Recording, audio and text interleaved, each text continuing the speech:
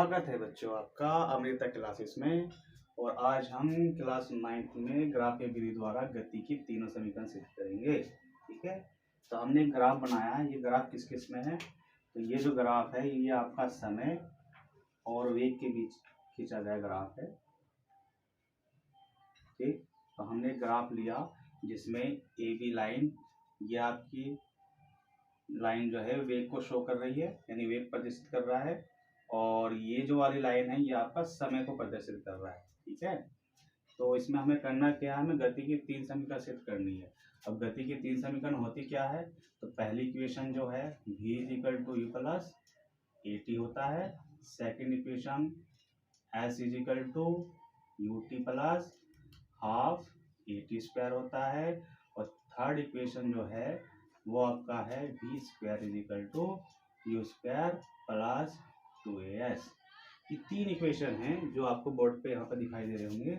ये तीनों इक्वेशन हम ग्राफिकल मेथड से सिद्ध करेंगे एक वन बाय वन करके। ठीक है, चलिए चलते हैं। सबसे पहले हमने ग्राफ में कुछ पैमाना माना है, जैसे ये मान लीजिए ओडी। ये जो ओडी है लिख देते हैं यहाँ पर, माना ओडी ये किसके इक्वल होगा? तो ओडी इक्वल होगा ए सी। ठीक है, ये ग्राफ आपको याद करना पड़ेगा।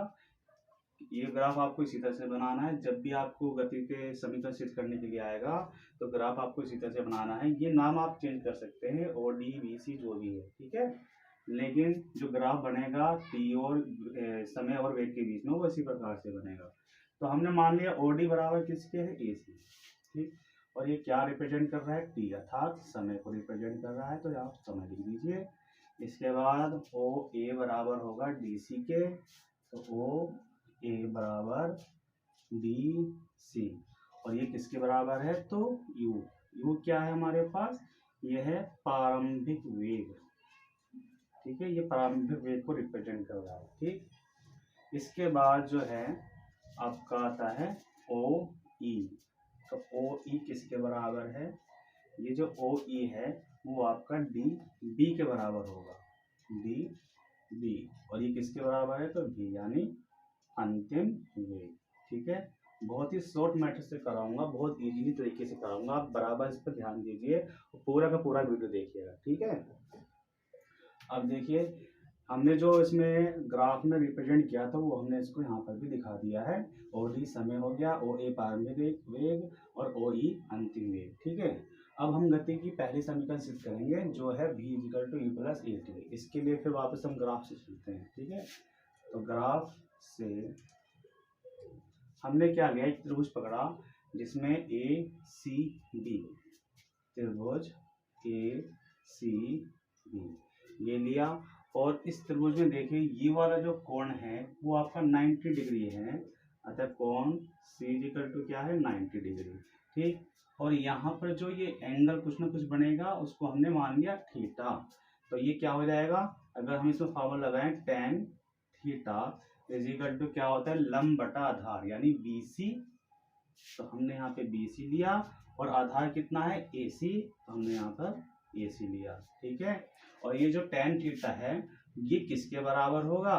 त्वरण, यानी ए के बराबर। इसको इंग्लिश में एक्सीलरेशन बोलते हैं, इसलिए ए से डिफाइन करते हैं। ठीक, जब भी आप ग्राफ बनाएंगे तो ग्राफ में जो आपका कोण होगा, अगर 90 डिग्री कोण होगा तो वो ए के बराबर होगा, यानी ए = tan थीटा।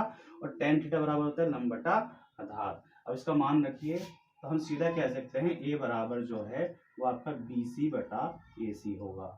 ठीक है, अब हम इसमें इसका मान रखेंगे। अब जरा ग्राफ में देखिए बी सी किसके बराबर होगा? क्योंकि डी बी बराबर हमारे पास है v और डी सी बराबर है u। अगर हम v में से u माइनस कर दें तो यह हमारे पास बी सी आ जाएगा। देखिए कैसे, हमने बी सी को क्या लिखा? बड़े में से, यानी डी बी में से। ठीक है, छोटा वाला घटा दीजिए डी सी, तो ये जो हमारे पास बचेगा वो बी सी ही बचेगा।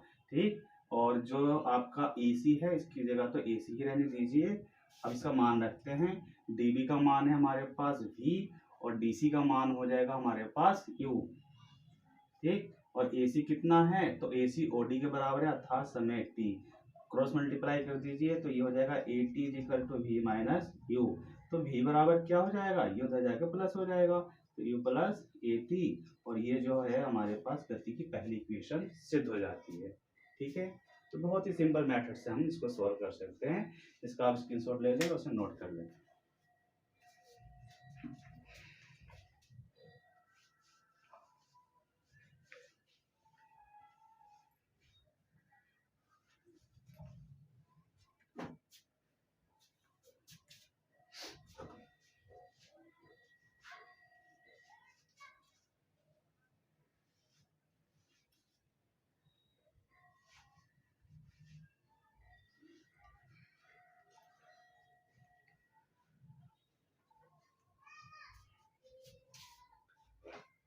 चलिए अब आगे चलते हैं।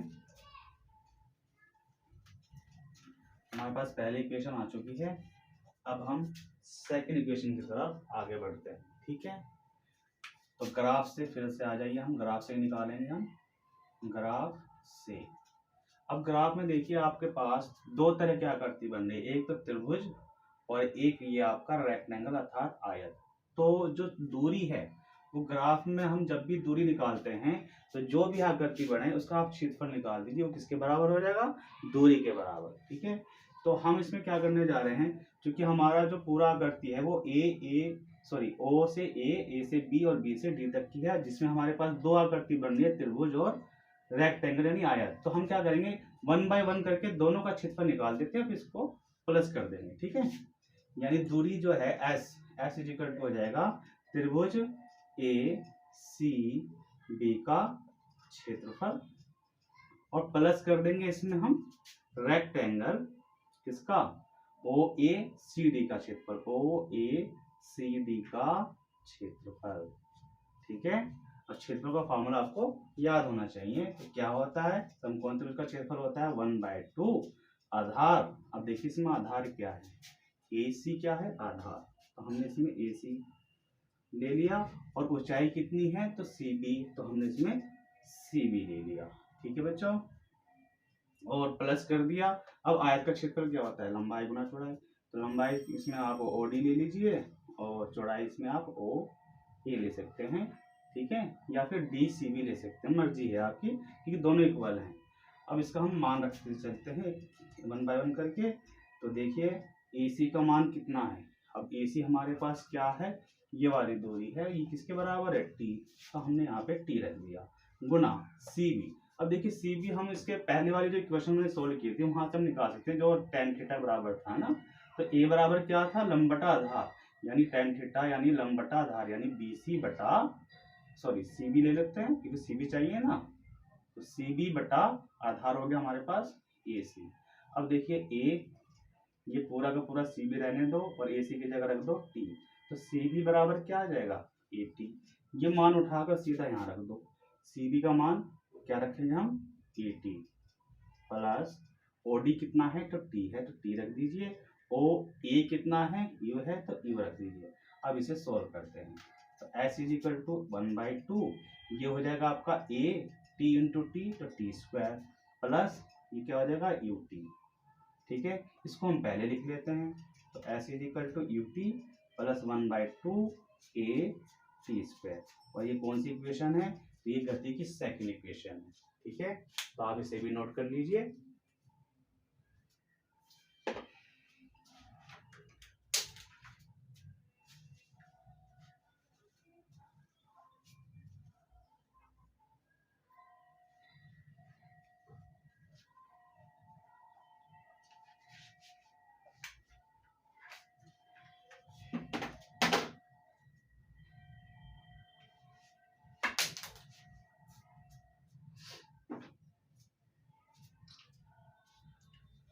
चलिए अब आगे चलते हैं।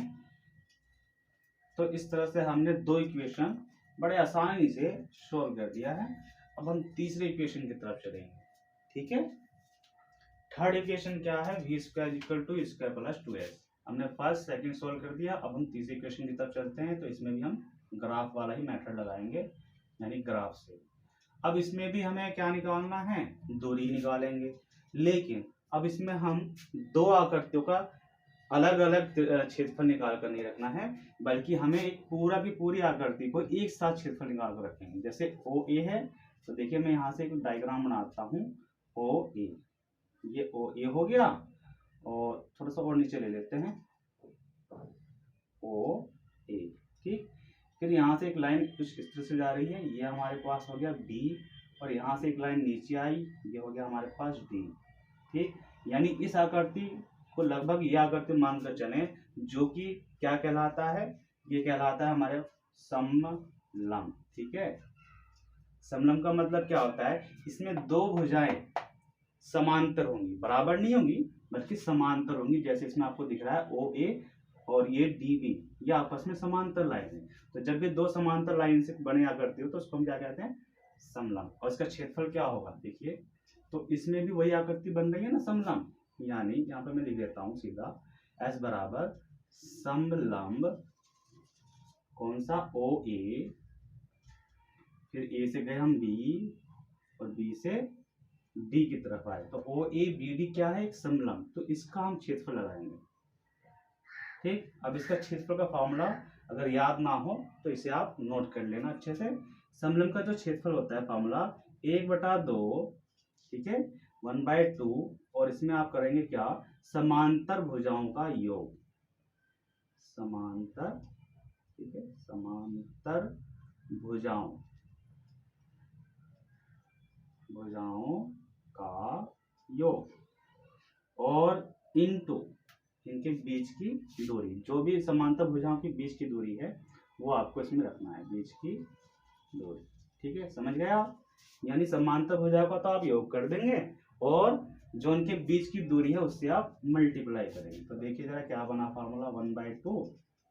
समांतर भुजाएं कौन कौन सी है इसमें, तो आप ले सकते हैं इसमें ओ ए ले लीजिए पहले, या डी बी ले लीजिए, ठीक है, कुछ भी ले सकते हैं आप। तो हमने ओ ए लिया और प्लस कर दिया डी बी, और इनटू इनके बीच की दूरी। अब देखिए इनके बीच की दूरी कितनी है, जितनी ओडी लाइन होगी, तो ओडी लाइन कितनी है, टी, तो हमने यहाँ से टी से मल्टीप्लाई कर दिया, ठीक है। तो ये हो जाएगा आपका 1/2। ओ ए का मान रख देते हैं, ओ ए का मान जो है वो है आपके पास u, और डी बी का मान है वो है आपके पास v, क्योंकि दोनों लाइन आपस में बराबर हैं, और इनटू टी। अब देखिए टी का मान समीकरण 1 से निकाल के रख दें। यहाँ पर देखिए समीकरण 1 क्या था, v equal to U plus A T. इसके बाद u को उठा के इधर भेज दीजिए तो माइनस का u ए टी हो जाएगा। इसके बाद t को भेज दीजिए तो ये माइनस यू अपॉन टी, ये किसके बराबर आया, a। अब देखिए थर्ड समीकरण में कहीं भी हमारे पास t नहीं है, इसलिए हमें t को यहाँ से रिप्लेस करना पड़ेगा। तो इसके लिए हम क्या करेंगे, सॉरी यहाँ पे t नहीं आएगा, यहाँ पे a आएगा, है ना, ठीक है। t का तो हमें मान चाहिए, तो हम यहाँ पे t यहाँ कर देंगे, ठीक है। तो t का मान हम यहाँ से इसमें रख देंगे, तो ये हो जाएगा v माइनस यू, और अपॉन में a, अपॉन में ये हो जाएगा, ठीक है। अब जरा ध्यान दीजिए, 1/2 अगर मैं इसको यहाँ पर v पहले लिख दूं और u को बाद में लिख दूं, क्योंकि दोनों प्लस में कोई फर्क नहीं पड़ेगा, और यहाँ पर है v माइनस यू, पूरे के बटे में कर देते हैं a। तो देखिए फार्मूला क्या कहता है, a plus B into A minus B, क्या फार्मूला बनता है, A square minus B square का। तो उसी तरह से ये भी फार्मूला बन गया हमारा, s इक्वल टू 1/2, और मैं a को भी 2 के गुणा में लिख देता हूँ, और ये बन जाएगा मेरा v स्क्वायर और माइनस यू स्क्वायर, ठीक। कर दीजिए क्रॉस मल्टीप्लाई, ठीक है। तो मैं जरा इसको मिटा देता हूँ यहाँ से, और फिर इसको आगे यहाँ सोल्व करते हैं। अब देखिए इस इक्वेशन को हम यहाँ देखते हैं, 2a की गुना हो गया s के साथ, तो हो जाएगा 2s, और ये हो जाएगा v square minus you square. u को उठा कर भेज दीजिए, तो v स्क्वायर बराबर क्या हो जाएगा, u स्क्वायर प्लस 2as, और ये कौन सी इक्वेशन है, तो ये इक्वेशन नंबर 3, ठीक है। तो इस प्रकार से आप तीनों समीकरण को बड़े आसानी से कुछ फार्मूलों की सहायता से सोल्व कर सकते हैं ग्राफिकल मेथड से, ठीक है।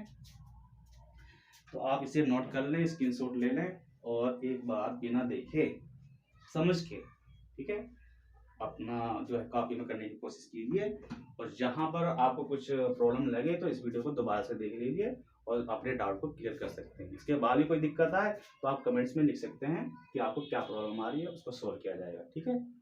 तो वीडियो अच्छा लगे तो आप इसे शेयर करें और सब्सक्राइब जरूर करें, और तब तक के लिए धन्यवाद।